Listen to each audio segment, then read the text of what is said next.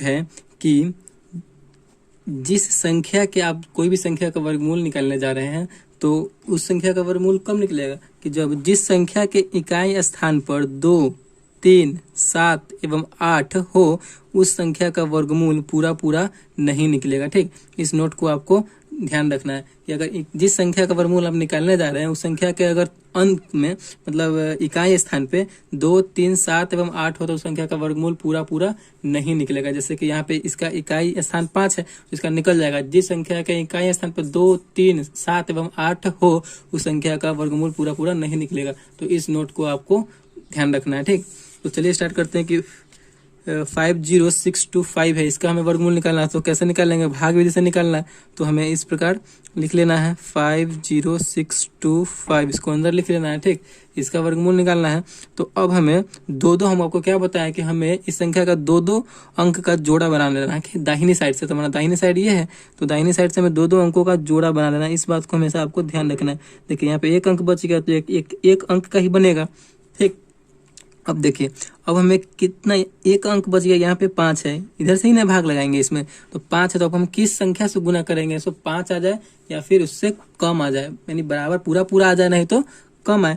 तो हमें अगर 2 से करते हैं 2 दूना 4, अगर 3 से करते हैं 3 3 9, यानी ज्यादा हो जा रहा है तो 2 से ही करेंगे।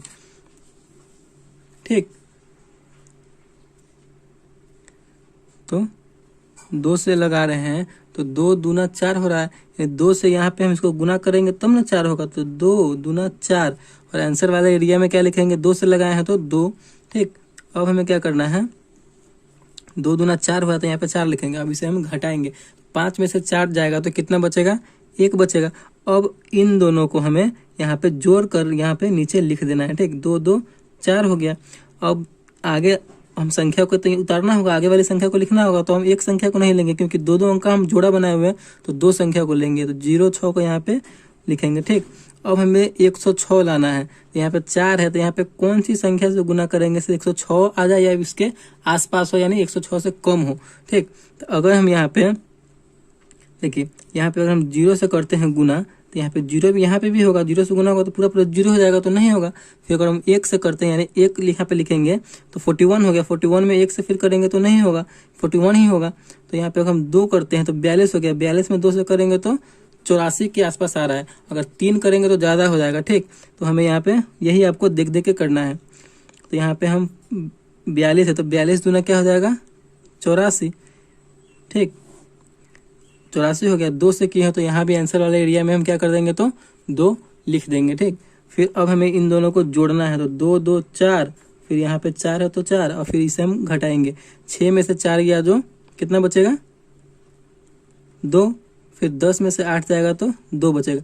और लास्ट वाला हमारा जोड़ा कितना है तो 2 और 5 25 है। तो यहाँ पे हम 2 और 5 25, यानी हमारा ये लास्ट स्टेप है क्योंकि इसके बाद तो संख्या है नहीं। तो अब हमें देखना है लास्ट स्टेप में हमेशा आपको ये देखना है कि हमारा लास्ट वाला संख्या कितना है तो 5 है। तो हमें किस संख्या से जितना गुना करेंगे यहाँ पे तो हमारा लास्ट वाला संख्या 5 आ जाए, 5 आ रहा है। ठीक, तो यहाँ पे अगर हम 5 से करते हैं तो 50 25, यानी लास्ट वाला संख्या 5 आ रहा है। तो डायरेक्ट हम यहाँ पे 5 से लगा देंगे। ठीक, 5 से नहीं यहाँ पे गुना करेंगे। अगर यहाँ पे 5 से कर रहे हैं तो नीचे भी इसमें भी 5 से करना होगा।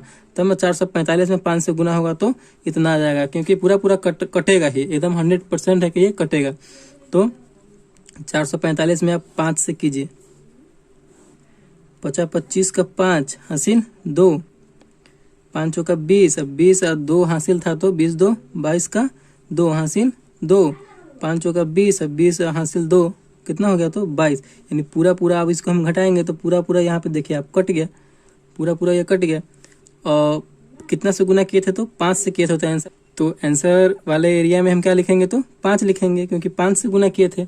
तो यही है ना हमारा आंसर आ गया, यानी 50,625 का जो वर्गमूल है वो कितना निकला तो 225 हमारा आंसर हो गया। तो इस प्रकार आप कोई